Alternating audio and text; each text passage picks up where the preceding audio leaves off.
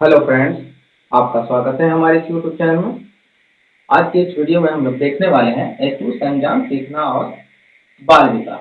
संज्ञान सीखना और बाल विकास का इकाई 2 बच्चों में संज्ञानात्मक एवं संपर्क विकास।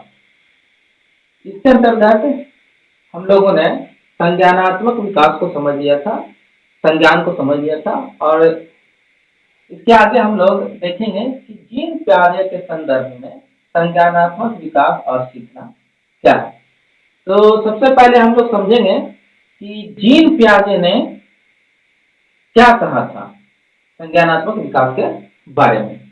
तो जीन प्याजे जो है उनका जो सिद्धांत है वो संज्ञानात्मक विकास के बारे में है और उन्होंने अपने ही 3 बच्चों पर ये सिद्धांत मतलब ये कार्य किया था और ये स्विट्जरलैंड के निवासी थे। तो सबसे पहले जो है जीन प्याजे ही वो व्यक्ति रहे जिन्होंने क्रमबद्ध ज्ञान जो है संज्ञानात्मक विकास के बारे में हमें बताया।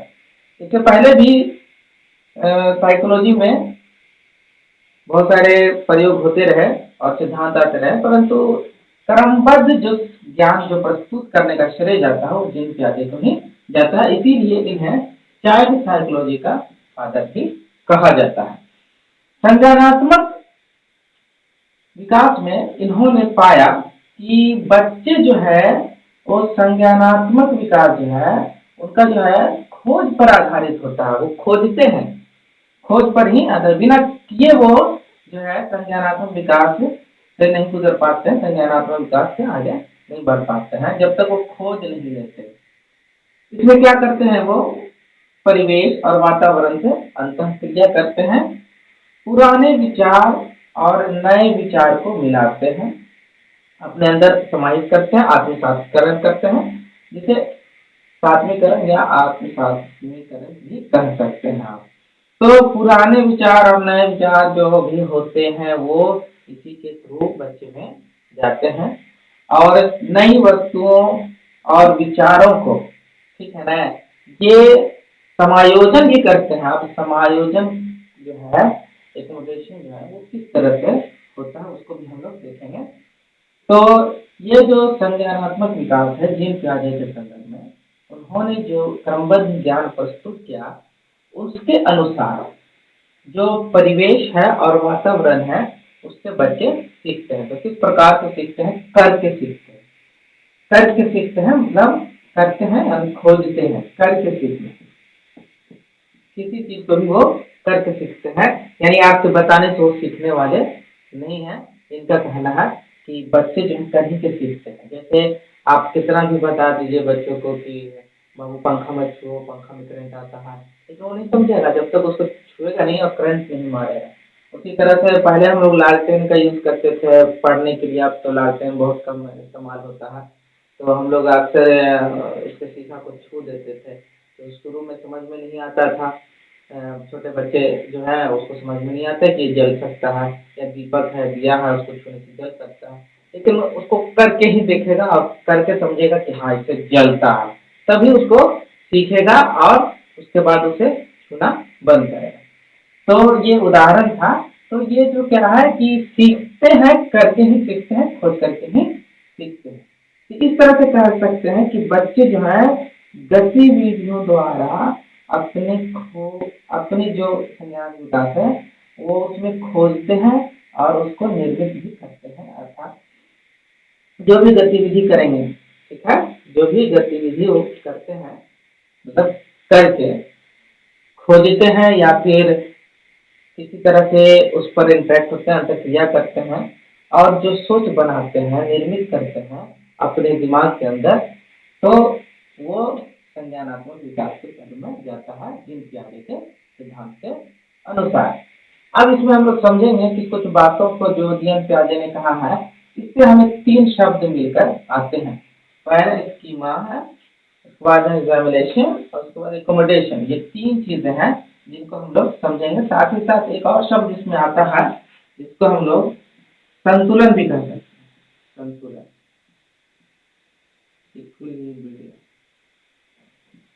ठीक है। तो देखते हैं ये क्या है। इसको समझते हैं हम लोग, ठीक है ना। तो ये तीन चीजें हैं, तीन चीज नहीं, चार चीजें हो गए। स्कीमा के अंदर जो है एग्जामिनेशन हो गया, अकोमोडेशन हो गया और संतुलन इक्विलिब्रियम हो गया, जिसे हम लोग देखते हैं क्या ये किस प्रकार से होता है। जैसा कि हम लोग समझ रहे हैं कि जीन पियाजे में स्कीमा जो है वो किस तरह से डेवलप होता है। तो स्कीमा के बारे में हम लोग जानते हैं, हम लोग पहले भी चर्चा कर चुके हैं, फिर भी एक बार देख लेते हैं कि स्कीमा क्या होती है। स्कीमा जो है, आप ऐसा समझ लीजिए कि आपने एक जानवर देखा, ठीक है, जानवर देखा, तो जानवर को देखने के बाद आपके दिमाग में एक बत्ती जली और उस जानवर का जो है चेहरा जो है आपके दिमाग में छप गया, ठीक है। तो जो छपा है वह स्कीमा, ठीक है ना।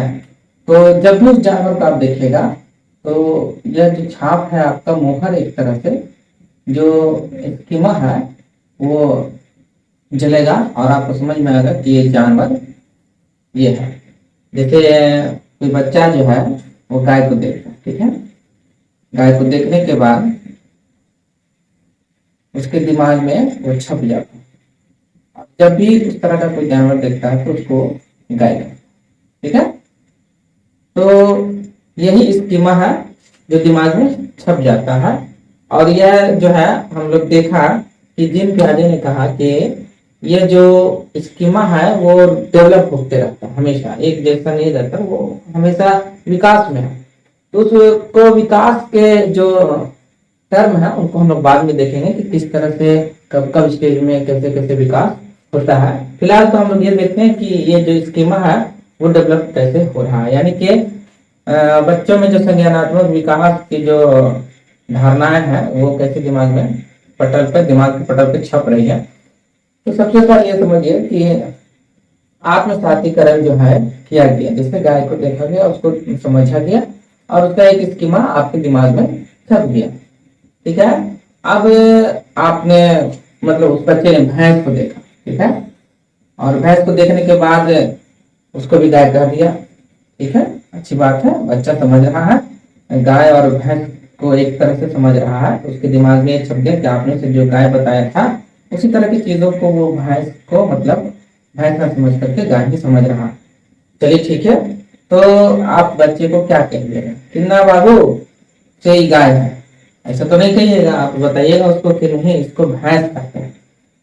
तो बच्चा कंफ्यूज हो जाएगा, बच्चा क्या हो जाएगा, कंफ्यूज हो जाएगा, उसका दिमाग का बत्ती जो है डोलने लगेगा दोनों तरफ। ये क्या हुआ, हम तो इसको गाय समझते थे, अब ये तो भैंस हो गया।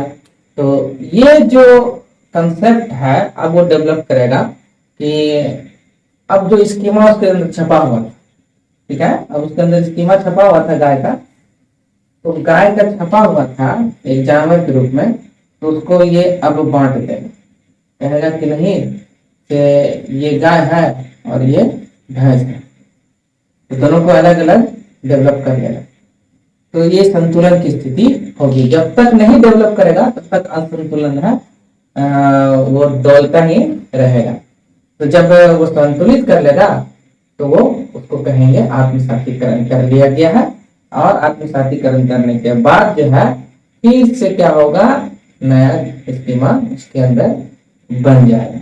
तो देखिए अब हमेशा जो प्रोसेस है उसी इसी तरह से लगभग चलेगा कि बच्चा आत्मसातीकरण करेगा, इससे स्कीमा डेवलप होगा, ठीक है, स्कीमा जो डेवलप होगा अब वो संतुलित है तो अच्छी बात है, उसी स्थिति में रहेगा। अगर असंतुलित हो गया, ठीक है, असंतुलित होने पर क्या करेगा, वो नई धारणाओं को समायोजित करेगा, समायोजित करने के बाद फिर देखेगा कि संतुलित है या नहीं है, संतुलित है तो ठीक है, आत्मसातीकरण हो गया, ठीक है। इसी तरह से ये प्रोसेस चलते रहेगा और बच्चा जो है अपने विकास को मतलब खुद को डेवलप करता रहेगा। तो जीन पियाजे के संदर्भ में संज्ञानात्मक विकास के बारे में जो उनकी धारणा थी, उनका जो सिद्धांत था इसी पर बेस्ड है। और उन्होंने यही कहा कि बच्चा जो है खोज करके सीखता है, गतिविधियों के द्वारा सीखता है और अपने अंदर वो चीजों को समायोजित करता है, आत्मसातीकरण करता है, एनिमेशन करता है और एक्कोमोडेशन करता है।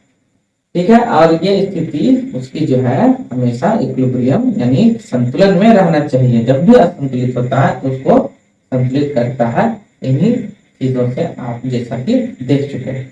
तो इस वीडियो में बस इतना ही। अगली वीडियो में हम लोग देखेंगे कि जीन पियाजे जो है उनकी जो सिद्धांत है वो किस स्टेज में आगे बढ़ेगी। जैसा कि हम लोग देखा कि जीन पियाजे ने अपने सिद्धांत को जो प्रस्तुत किया वो विकास को भी क्रमिक कहते हैं, सीरीज में कहते हैं कि एक के बाद दूसरा, दूसरे के बाद तीसरा।